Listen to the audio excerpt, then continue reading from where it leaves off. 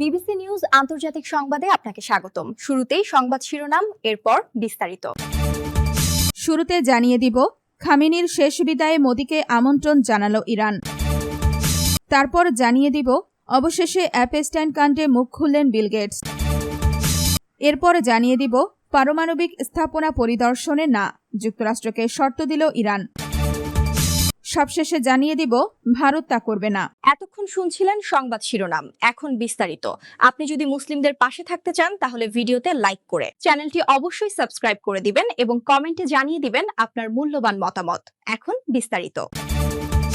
খামেনির শেষ বিদায়ে মোদিকে আমন্ত্রণ জানালো ইরান। ইরানের সর্বোচ্চ নেতা আয়াতুল্লাহ আলী খামেনির রাষ্ট্রীয় শোক ও দাফন অনুষ্ঠানে যোগ দেওয়ার জন্য ভারতের প্রধানমন্ত্রী নরেন্দ্র মোদিকে আনুষ্ঠানিক আমন্ত্রণ জানিয়েছেন ইরানের প্রেসিডেন্ট মাসুদ পেজেশকিয়ান। ভারতীয় সংবাদ মাধ্যম উইওন নিউজ জানিয়েছে, ইরানের রাষ্ট্রীয় শোক অনুষ্ঠানে ভারতের পক্ষ থেকে কে প্রতিনিধিত্ব করবেন তা এখনো জানা যায়নি। ফেব্রুয়ারিতে যুক্তরাষ্ট্র ইসরায়েলের বিমান হামলায় নিহত হন ইরানের সর্বোচ্চ নেতা আয়াতুল্লাহ আলী খামেনি। তার মৃত্যুর পর ভারত সরকারের পক্ষ থেকে সমবেদনা জানাতে দেশটির পররাষ্ট্র সচিব বিক্রম মিশরি নয়াদিল্লিতে অবস্থিত ইরানি দূতাবাসে গিয়ে শোক বইয়ে স্বাক্ষর করেছিলেন। ভারত ইরানকে তার বিস্তৃত প্রতিবেশী অঞ্চলের অংশ হিসেবে দেখে এবং দুই দেশের মধ্যে দীর্ঘদিনের সম্পর্ক রয়েছে। পশ্চিম এশিয়ায় 40 দিনের সংঘাত চলাকালে প্রধানমন্ত্রী নরেন্দ্র মোদী এবং পররাষ্ট্রমন্ত্রী এস জয়শঙ্কর একাধিকবার ইরানি নেতাদের সঙ্গে আলোচনা করেছেন। নাজুক যুদ্ধবিরতির মধ্যেই ইরানের পররাষ্ট্রমন্ত্রী আব্বাস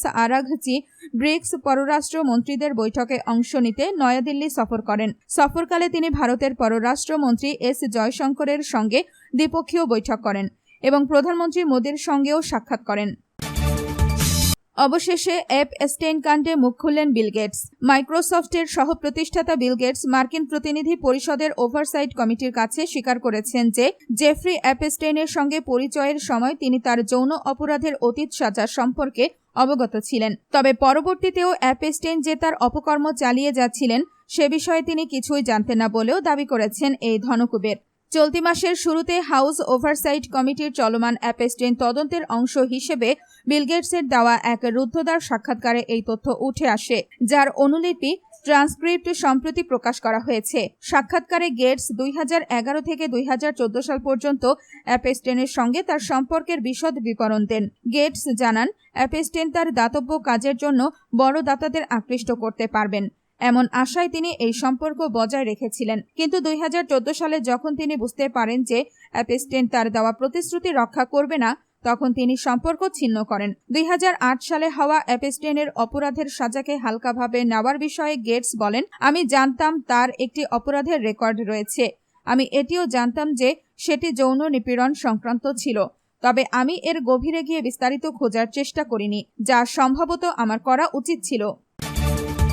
পারমাণবিক স্থাপনা পরিদর্শনে না, যুক্তরাষ্ট্রকে শর্ত দিল ইরান। ইরানের পারমাণবিক স্থাপনাগুলোতে জাতিসংঘের পরিদর্শন কার্যক্রম কেবলমাত্র যুক্তরাষ্ট্রের সঙ্গে একটি চূড়ান্ত চুক্তি সম্পন্ন হওয়ার পরই বিবেচনা করা হবে বলে জানিয়েছে দেশটি। ইরানের উপপররাষ্ট্রমন্ত্রী কাজেম গারিবাবাদি বলেছেন, সাম্প্রতিক হামলায় ক্ষতিগ্রস্ত পারমাণবিক স্থাপনা ও সংশ্লিষ্ট উপকরণে জাতিসংঘের পরিদর্শকদের প্রবেশাধিকার দেওয়ার বিষয়টি শুধুমাত্র ওয়াশিংটনের সঙ্গে একটি চূড়ান্ত সমঝোতার কাঠামোর মধ্যেই নির্ধারণ ও সমাধান করা হবে। তিনি আরও বলেন, জাতিসংঘের পরিদর্শন কার্যক্রম নির্ভর করবে অপরপক্ষের বাস্তব পদক্ষেপের ওপর, বিশেষ করে ইরানের বিরুদ্ধে আরোপিত সব ধরনের নিষেধাজ্ঞা প্রত্যাহারের ক্ষেত্রে। তার মতে, নিষেধাজ্ঞা তুলে নেওয়ার বিষয়ে কার্যকর উদ্যোগ ছাড়া পরিদর্শন সংক্রান্ত অগ্রগতি সম্ভব নয়। সামাজিক যোগাযোগ মাধ্যমে দেওয়া এক বিবৃতিতে গারিবাবাদি জানান, সুইজারল্যান্ডে অনুষ্ঠিত সাম্প্রতিক আলোচনার সময় আন্তর্জাতিক পরমাণু শক্তি সংস্থার মহাপরিচালক রাফায়েল গ্রোসি সাক্ষাতের অনুরোধ জানালেও কোনো ইরানি কর্মকর্তা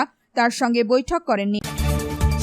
ভারত তা করবে না। ইউক্রেনের সম্ভাব্য শান্তিরক্ষী বাহিনীতে ভারতের সেনা অংশগ্রহণের প্রস্তাব দিয়েছিলেন যুক্তরাষ্ট্রের ভাইস প্রেসিডেন্ট জেডি ভ্যান্স। তবে এই প্রস্তাব নাকচ করে দেন মার্কিন প্রেসিডেন্ট ডোনাল্ড ট্রাম্প। নতুন প্রকাশিত একটি বইয়ে এমন তথ্য উঠে এসেছে। দ্য নিউ ইয়র্ক টাইমসের সাংবাদিক ম্যাগি হ্যাবারম্যান ও জোনাথন সোয়ানের লেখা regime change inside the imperial Presidency of Donald Trump বইয়ে বলা হয়েছে 2025 সালের 30 জানুয়ারি হোয়াইট হাউসের ওভাল অফিসে ট্রাম্প, ভ্যান্স এবং শীর্ষ কর্মকর্তাদের মধ্যে একটি বৈঠক অনুষ্ঠিত হয়। ট্রাম্প দ্বিতীয় মেয়াদে শপথ নেওয়ার মাত্র 10 দিন পর এই বৈঠক হয়েছিল। ইউক্রেন রাশিয়া যুদ্ধ দ্রুত শেষ করার প্রতিশ্রুতি দিয়েই ট্রাম্প নির্বাচনী প্রচারণা চালিয়েছিলেন। তিনি একাধিকবার দাবি করেছিলেন ক্ষমতায় এলে তিনি 24 ঘন্টার মধ্যেই যুদ্ধ বন্ধ করতে পারবেন। ওই বৈঠকে ইউক্রেন যুদ্ধের অবসানে যুক্তরাষ্ট্রের সম্ভাব্য ভূমিকা নিয়ে আলোচনা হয়। বৈঠকে উপস্থিত ছিলেন রাশিয়া ইউক্রেন বিষয়ক মার্কিন বিশেষ দূত অবসরপ্রাপ্ত লেফটেন্যান্ট জেনারেল কিথ কেলগ। তার প্রস্তাবিত ট্রাম্পস হিস্টোরিক পিস ডিল পরিকল্পনায় ব্রিটেন, ফ্রান্স ও নেদারল্যান্ডসের শান্তিরক্ষী সেনা মোতায়েনের কথা বলা হয়েছিল।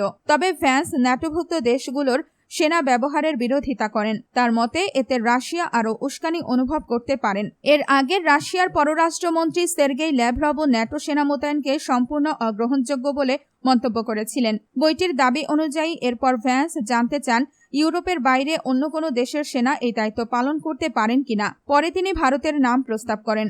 এ সময় ট্রাম্প হেসে বলেন, ভারত এটা করবে না। এই ধরনের কিছুর জন্য তারা অর্থ ব্যয় করবে না। একই সঙ্গে তিনি ভারতের প্রধানমন্ত্রী নরেন্দ্র মোদীর সঙ্গে নিজের বন্ধুত্বপূর্ণ সম্পর্কের কথাও উল্লেখ করেন।